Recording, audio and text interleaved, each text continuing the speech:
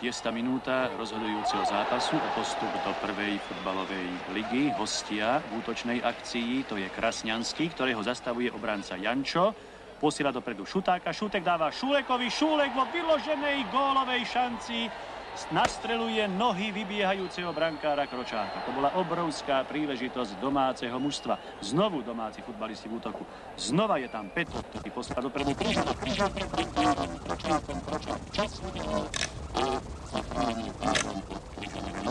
Úvod zápasu teda vyznieva celkom jasne.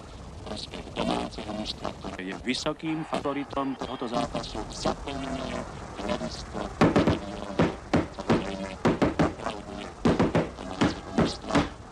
Očakávajú.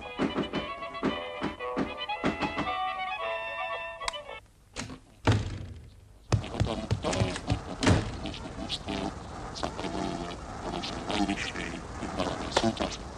Verím, že aj vy doma, vážení diváci, ste spokojní s priebehom zápasu, s jeho úrovňou i s kvalitou nášho obrazu a s kvalitou prenosu. Akcii rozmeru hostia Kárka z 3. minúty posielajú Melicherovi, Melicher vracia prihrávka Válkovi, Válka dopredu Morvajovi, Morvaj unikol po pravej strane viny, otvoril vyrazil Barubner a zrážajú tu za to stranu Čuja.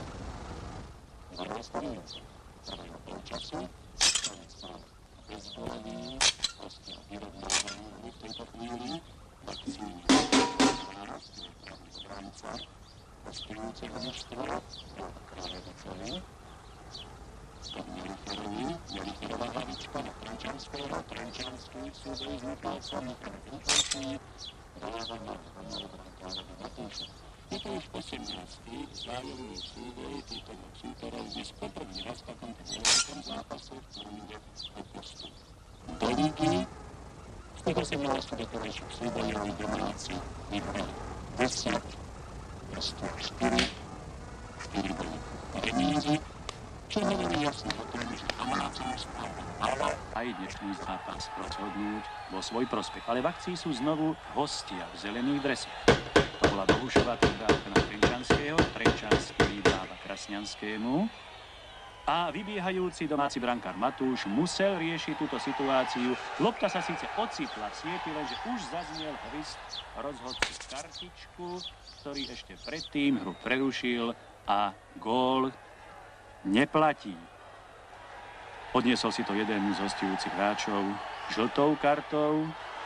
Znova domáci futbalisti zastavili akciu hostí. Petro posiela dopredu Kryžana.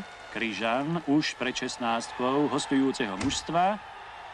Šúlek, vysunutý útočník, dostáva loptu. V poslednom momente mu Kryžko, križujúci zadný stoper hostujúceho mužstva, loptu zobral hostia. Rýchlom proti útoku, ktorý musí riešiť ubehnutím domáci brankár Matúš. Rýchlo, dramatické, zaujímavé, ale stále zvaru bezbolovej rozsudky 0-0, 17. minúta tohoto vzrušujúceho zápasu. Z tohoto pohľadu kamery, ktorá stojí za bránkou hostujúceho mužstva, ste videli, že domáci futbalisti sú v stálom nápore. Táto vysoká lopta letela na hlavu Šuleka. Šuleková hlavička sa odrazila od žirnie Kročákovej brány, hostia mali veľké šťastie v tejto 18. minúte tohoto rozhodujúceho.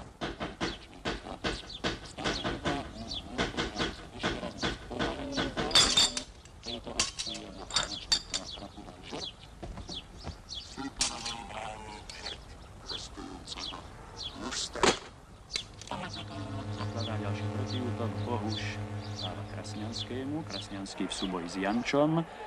Jančo je pravý obranca domáceho mužstva, futbalista, ktorý má veľkú šancu prebojovať sa do našej reprezentácie. Je to mladý, nádejný, 18-ročný futbalista, odchovanec domáceho mužstva. Jančo prihráva nakrátko Michalcovi. Michalec mu loptu vracia. Nakoniec brankár Matúš loptu posiela dlhým odkopom až na polovicu súperovho mužstva.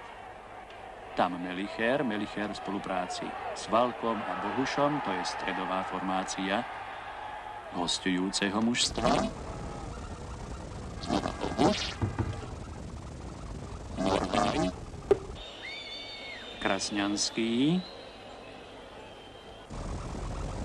Krasňanský loptu stráca na Šúlek a Šúlekovi lopta uteká za postrel. Čiverotačí Hadzinu.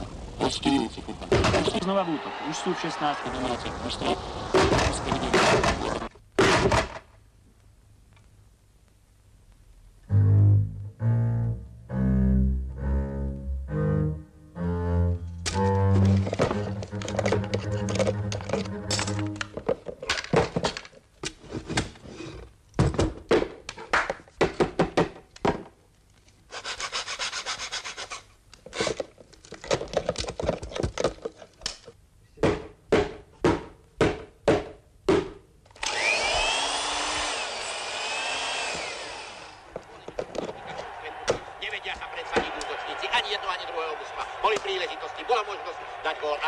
Nedali aj teraz útočná akcia domáceho mužstva. Hrá v bielých dresoch Petro, Šulekovi Šulek, Daubnerovi. Daubner zastavil loptu, zasekol, skočil k nemu Valko a Valko mu obkopol.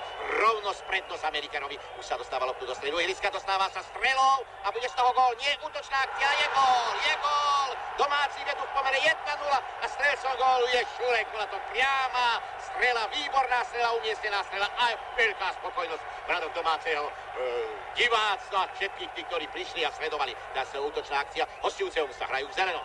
Strela na bránu, veľké, boj v strede ihriska, darmo sa tam snaží Trenčanský aj Morvaj obísť brániacich hráčov. Michalec, nepodarili sa mu lopta, ten prostriedku ihriska, obskakujú hráči okolo loptičku, obskakujú a pribehol tam Novák, vyskočil a prisadol. A to je naozaj niečo sa vidieť každý deň na ihriskách. A tak nesie loptu pomedzi nohami, dostáva sa dopredu, lopta síce prešla, ale súčasne tam bol faul a rozhodca kartička ukazuje nie takto faulovať. Aj tu druhá žltá karta v tomto stretnutí. Druhá žltá karta, bude sa pokračovať v hre priamým voľným kopom hostujúceho mužstva a prosím to mi ho, prepáčte, ja som myslel, že on to posúdil opačne, nakoniec kopali domáci, ale trafili len horné brno. Lopta vypadla von z ihriska, za postrannú čiaru. Jeden z divákov pribehol, aby rýchlo ju rozohrali, hodili ju do hry a hodili ju na ihrisko. Takže sa bude môcť pokračovať v hre. Hrajú temer všetci hráči, diváci. A strela opäť na bránku a išlo to vedľa. Hostia bránia sa. Lopta sa kotúla sa po celom ihrisku. Je to